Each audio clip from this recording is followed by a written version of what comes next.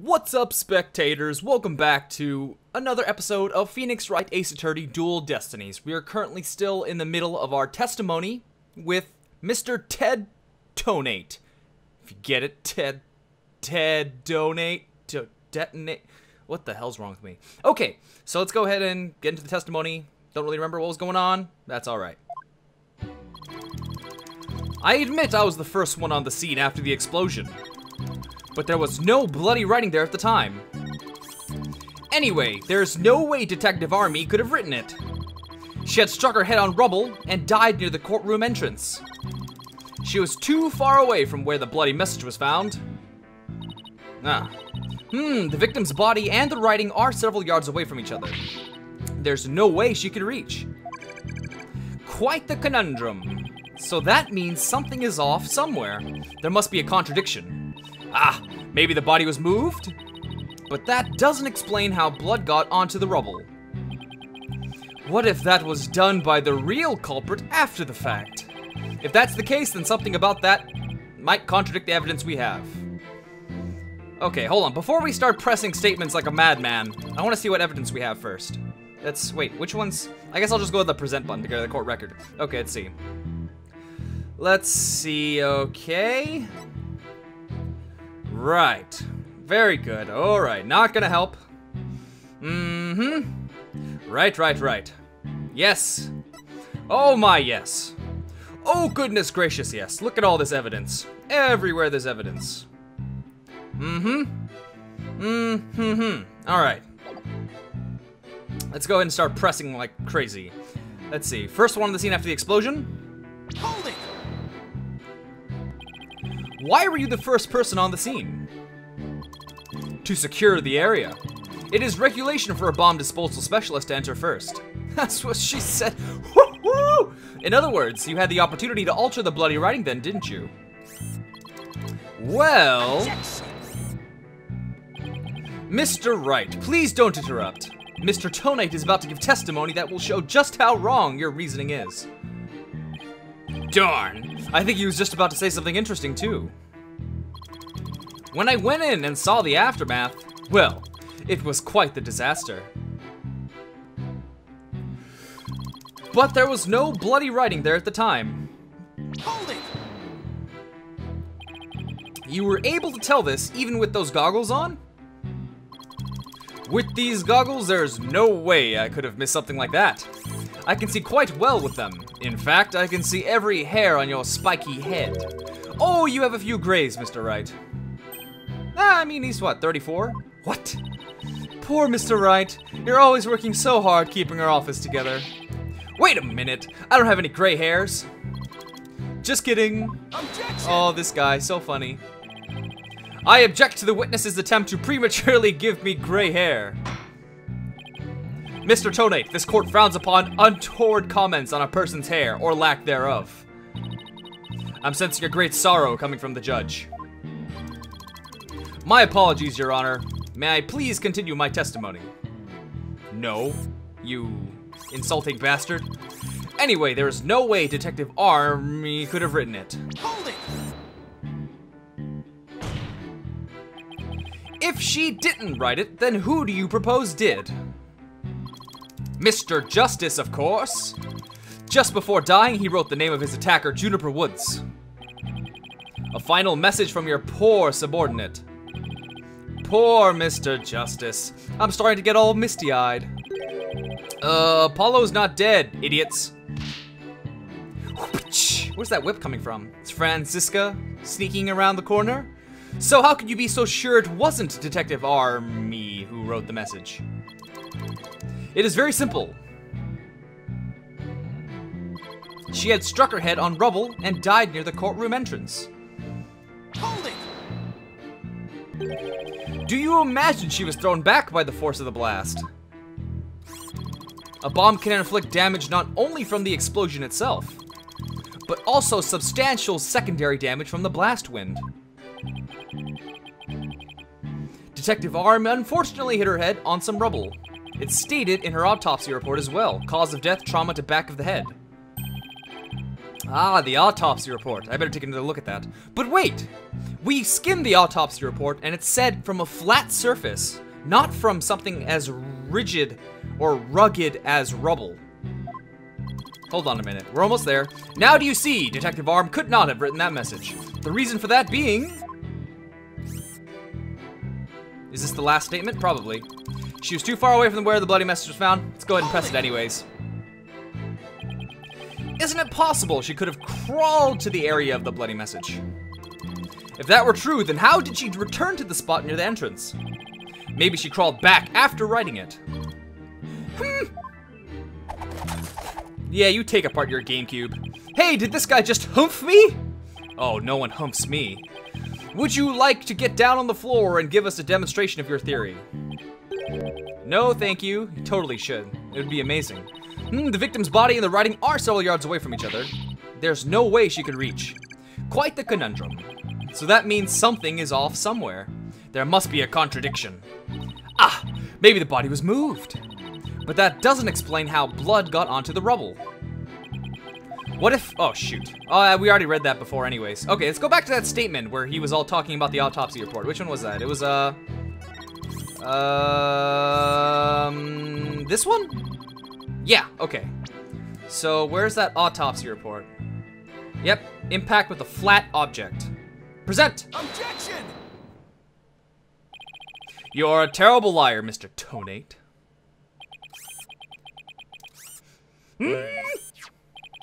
Take a look at this autopsy. Specifically, the part about Detective Army's head injury. Cause of death, trauma to back of head caused by impact with a flat object. Yes, what about it? Hoo-ah! Hoo-ha! Now take a good look at the bloody piece of rubble. It's sharp and pointed like my hair. I'm spitting everywhere. Hey, you're right, boss. It is pointy. Just like your hair. I just said that. Get an original thought, Athena. That is odd, isn't it? What could be the meaning of this contradiction?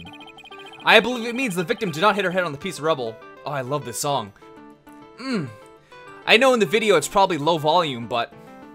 Bum bum. And cause it's hooked up to my headset, or on my computer, so I can hear it really loud, which is nice, because the DS volume's normally really low. But, oh, it just... Bum bum. Oh, yeah. Okay, let's go ahead and get back to it. I believe it means the victim did not hit her head on the piece of rubble. The bloodstain you see is just another fabrication. Its purpose is to mislead us into thinking the victim died near the courtroom entrance. Are you claiming the culprit moved the victim's body? That's exactly what I'm claiming. The victim hit her head at some other location, most likely on the floor or some other flat surface, and this location was somewhere near where the bloody writing was found. In that case, she definitely could have written the message. Your Honor, I have the results of the bloodstain analysis. Ah, very good timing. Let's take a look. According to this report, the message was written in Detective Army's blood. And as the defense claims, only the parts of the message that were added afterwards were written in Mr. Justice's blood. Whoo, yeah. It would appear that the defense's assertion is correct after all. Bloody writing analysis added to the court record. A report that proves that the writing was done in Detective Army's blood. Yes, you did it. You were right, boss. Now I have to drive it home. I'll have to take a good look at the bloody writing analysis later. Alright. 111. Mr. Tonate, it is now apparent that you have told several lies to this court. Time for you to get executed, yeah? I hope you have some sort of explanation for yourself. Fine, I will confess. Not to the crime, obviously. That'd be way too easy. But why are you so calm? This time I will tell the truth. Don't, you lying sack of crap. People always do that. Always near the 3/4 end of the trial. It's always, okay, I'll tell the truth this time. It is true that Detective Army wrote my ID number.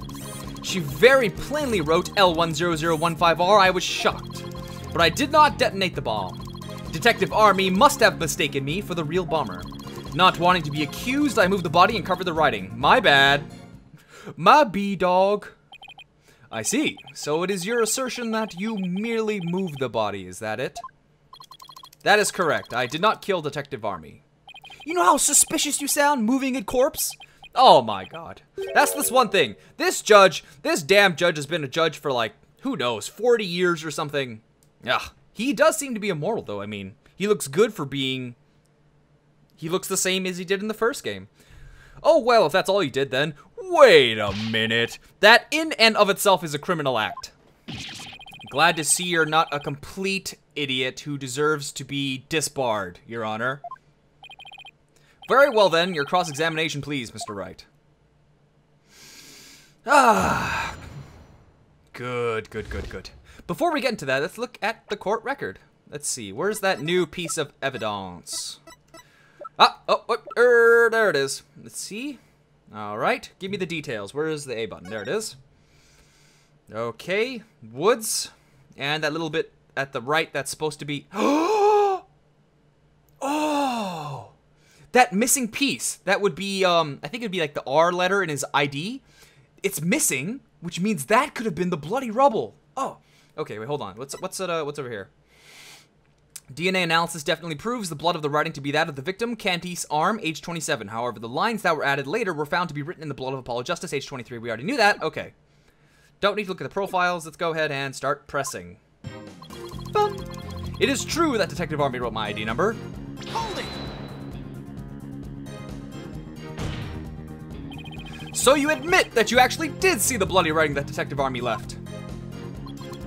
My bad. I should have said so from the outset. And you are sure it was your ID number? I am sure. It was definitely my ID number. That number was assigned exclusively to me by the police department. The number is assigned to my goggles as well. So those funky things were provided by the police department? Although these are special goggles customized by me personally. Speaking of personalized, these sunglasses of mine were custom made as well.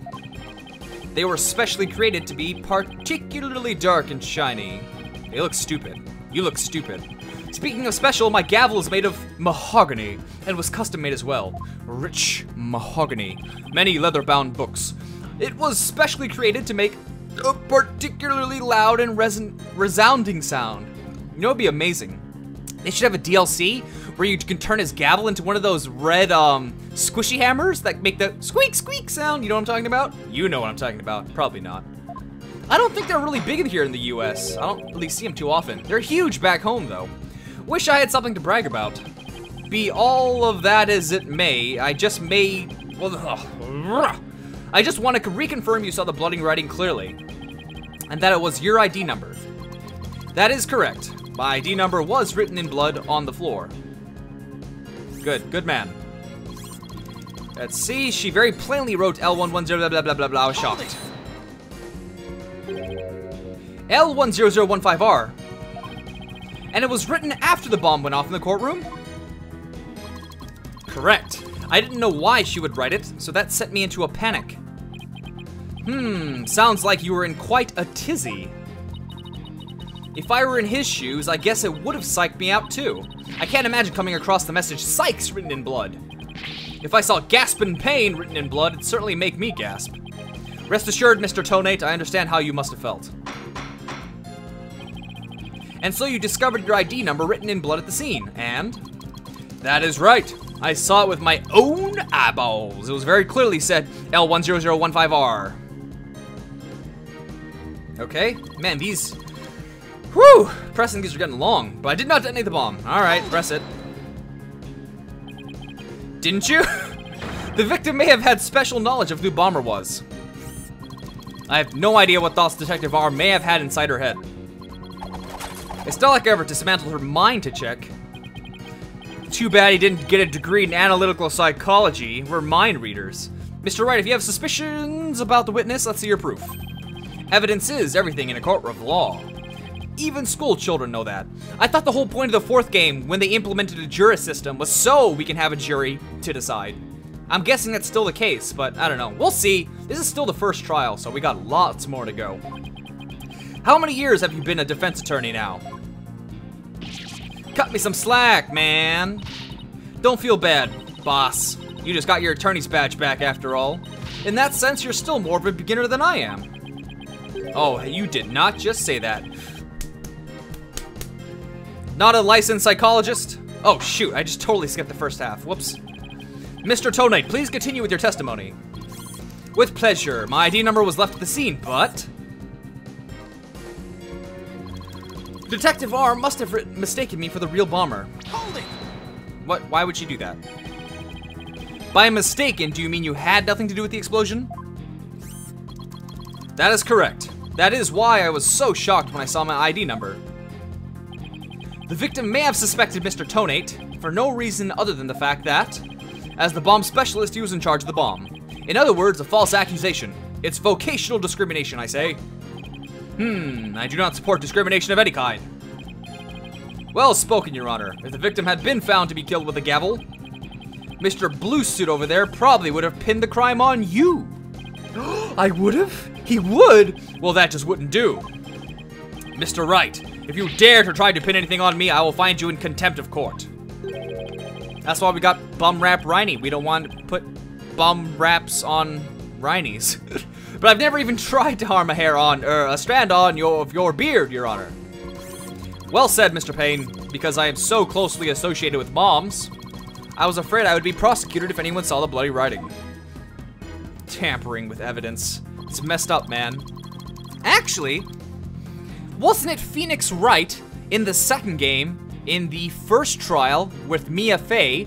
Didn't he tamper with evidence? So, pot calling the kettle black. Not wanting to be accused, I moved the body and covered the writing. Hold it! You didn't think to clean away the bloody writing? I didn't have time. By the time I found the message, the blood was already dry. The police were waiting just outside for me to secure the room. And I still had to move the body. I was in a panic. With no time to spare, I temporarily covered the writing with my case. Didn't you think the police would find it during their investigation? Regulation stipulates only specialists may touch transport cases. Because of the danger, you see. I thought I would clean up the writing once they were finished. My bad. Stop saying my bad. My bad? Does you really think that will just magically smooth everything over? This guy is something else. And I don't believe Detective Army's dying message was just some mistake. He won't wriggle out of this that easily. What did Mr. Toadknight see when he first discovered the bloody writing? There has to be a contradiction hidden in his testimony somewhere. Okay, let's review what he said. Actually, hold on. Let me review the evidence again. Let's see. Oh God, what am I doing? No, go back. Okay. No. No.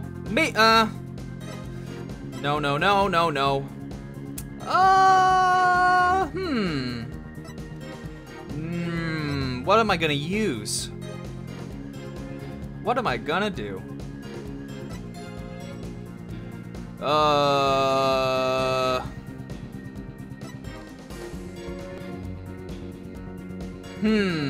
Okay. Hold on a minute. Let's see. Hold on, let me look at this again. Interesting. The rubble is there. That's weird. That is weird. Huh. Okay, hold on a minute. Now let me look at this photo.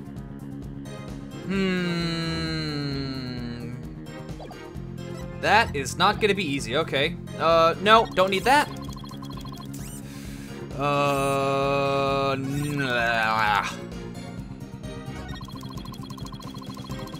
I don't know. Ah, shoot. Okay, hold on. Let's see. Let's go back. I did not detonate the bomb.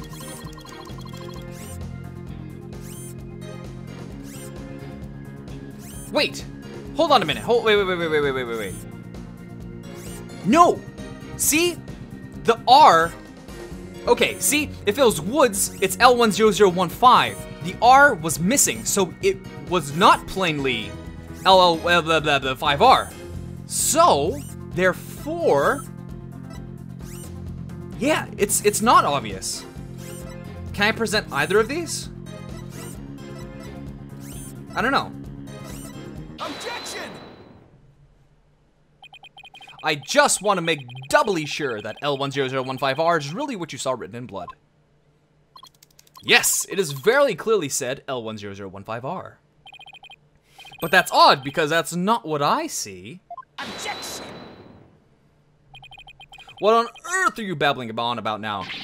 Wasn't it you who claimed that the bloody writing was his ID number in the first place?